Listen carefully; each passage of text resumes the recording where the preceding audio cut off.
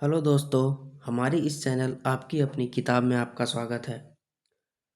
तो जैसा कि हम लोग ऑक्सफोर्ड बेसिक इंग्लिश ट्रांसलेशन किताब बना रहे थे और उसका एक्सरसाइज हम लोगों ने बनाया था, जिसमें हम लोगों ने देखा था कि एम, इज और आर का प्रयोग कहाँ कहाँ करना है।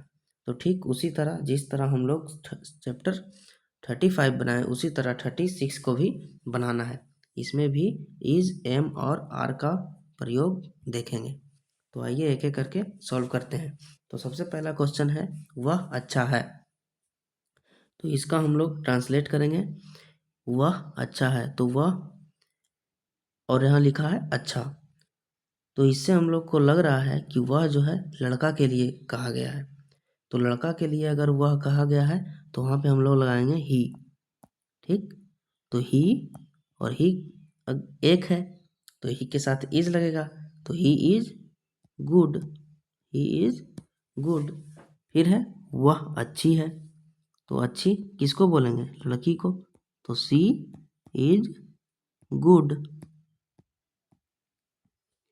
फिर क्या है? वह मोटा है। तो इसमें लड़का है तो ही इज गुड। गुड नहीं, मोटा का हो गया फैट। ठीक, ही इज फैट। फिर है वह मोटी है, तो यहाँ हो जाएगा सी इज, और मोटी का हो जाएगा फैट। ठीक, फिर क्या है? वह लंबा है, तो ही इज और लंबा का हो गया टॉल। तो ही इज टॉल। अब आगे देखते हैं, आगे क्या है? वह लंबी है, तो यहाँ पे हो जाएगा सी, सी इज टॉल। वह लंबी है। फिर क्या है? सीता दयालु है, तो सीता, सीता क्या है? नाम, और एक नाम है तो इसलिए हम यहाँ इज लगाएंगे, तो सीता इज काइंड। फिर क्या है? मोहन नेक है, तो मोहन, एक ही मोहन है, एक लड़का है तो इज लगाएंगे, तो मोहन इज, और नेक, नेक का क्या हो जाएगा? जेंटल। तो Mohan is GENTLE, Mohan is gentle. फिर क्या है? सोहन गरीब है, तो सोहन इज, और गरीब का हो जाएगा पुअर, सोहन इज पुअर।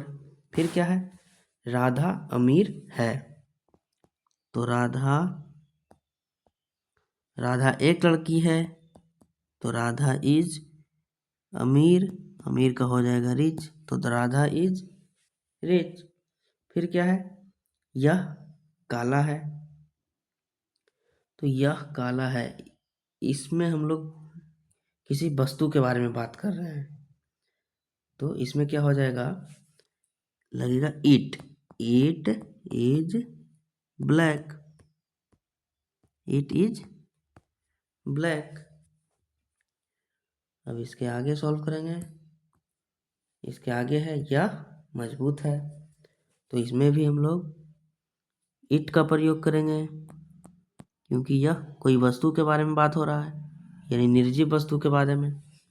तो हम लोग यहाँ लिखेंगे ईट, और ईट एक ही वस्तु है तो इज लगाएंगे, तो इट इज स्ट्रॉन्ग। फिर क्या है? वे लोग तैयार हैं, तो वे लोग का हो जाता है दे, तो वे लोग यानी कि बहुत सारे लोग हैं, तो दे के साथ लगेगा are, they are ready, they are ready. फिर है वे लोग बुद्धिमान हैं, तो यहाँ हो जाएगा दे आर वाइज।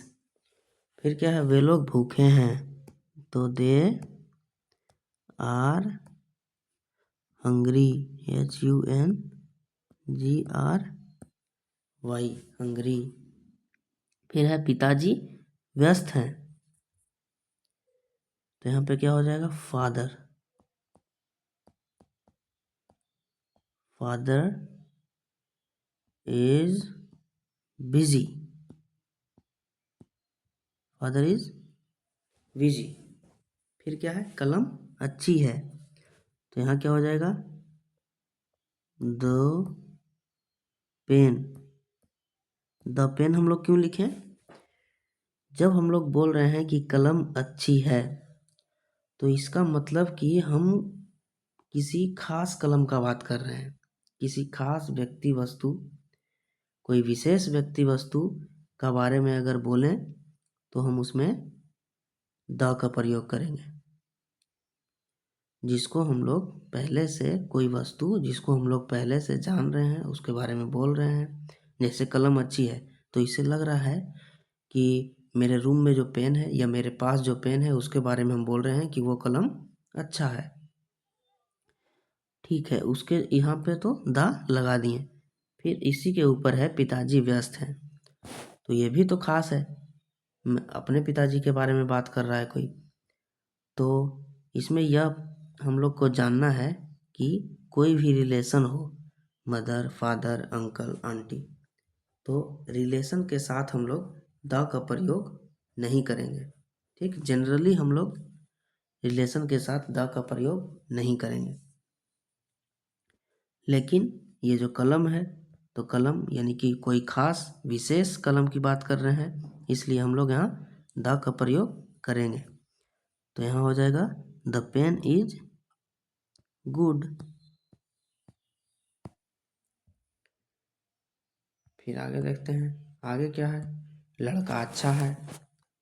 कौन लड़का अच्छा है भाई, यानी कि हम लोग किसी विशेष लड़का के बारे में बोल रहे हैं कि लड़का अच्छा है, तो यहाँ हो जाएगा द बॉय इज गुड। फिर है लड़के अच्छे हैं, तो बॉयज द बॉयज यहाँ लग जाएगा आर, क्योंकि बहुत सारा है, द बॉयज आर गुड। तो ये रहा एक्सरसाइज 36। तो इसके आगे का एक्सरसाइज हम लोग नेक्स्ट वीडियो में देखेंगे। तो यहाँ तक बने रहने के लिए बहुत बहुत धन्यवाद।